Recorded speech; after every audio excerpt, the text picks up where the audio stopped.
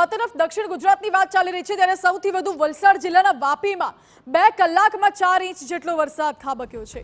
વાપીમાં 4 ઇંચથી વધુ વરસાદ પડતા વાપી શહેર આખું પાણી થઈ ગયું।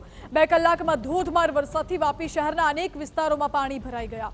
વાપીના સ્ટેશન રોડ, ચલા વિસ્તાર, વાપી દમણ રોડ પર પાણી ભરાયા। વાપી રેલવે અંડરપાસ પાણીમાં ગરકાવ થઈ ગયું। તો વાપીના મુખ્ય બજાર ઉપર પાણી ભરાતા દુકાનો અને ઘરોમાં પણ વરસાદી પાણી ઘૂસી ગયા। દુકાનદારો અને સ્થાનિક રહીશો પરેશાન થઈ ગયા છે। પહેલા જ વરસાદે વાપી નગરપાલિકાની પ્રી મોન્સૂન કામગીરીની પોલ ખોલી દીધી છે। ભારે વરસાદથી વલસાડના નીચાણવાળા વિસ્તારોમાં પાણી ભરાઈ ગયા।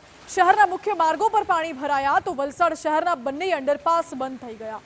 વલસાડથી ખેરગામને જોડતો અંડરપાસ બંધ થયો। ધરમપુરને જોડતા મુખ્ય માર્ગ પર પાણી ભરાતા વાહન ચાલકોને હાલાકી પડી।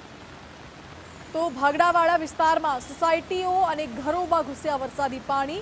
ભાગડાવાળા ગ્રામ પંચાયતની પ્રી મોન્સૂન કામગીરી પર ઉઠ્યા સવાલ।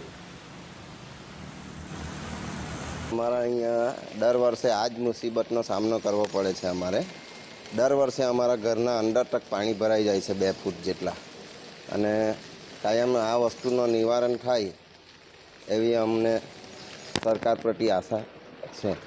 વહેલી સવારથી જ પડેલા વરસાદે વલસાડ જિલ્લામાં જ તારાજી સર્જી છે। વલસાડ જિલ્લાનું વાપી હોય કે વલસાડ શહેર હોય, જ્યાં જોઈએ ત્યાં પાણી જ પાણી જોવા મળી રહ્યું છે।